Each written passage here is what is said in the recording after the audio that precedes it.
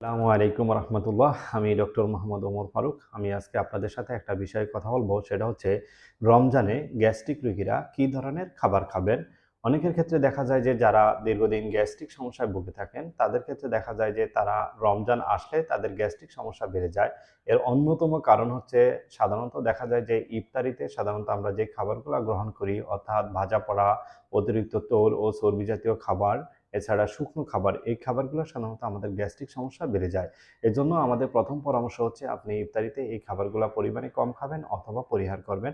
এছাড়া আপনি ইফতারিতে শরবত গ্রহণের পাশাপাশি বিভিন্ন ফলমূল এই খাবারগুলো গ্রহণ করতে পারেন।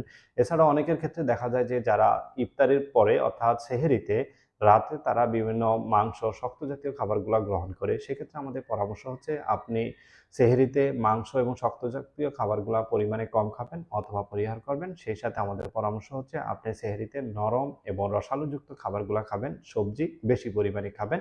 ধন্যবাদ। আসসালামু আলাইকুম।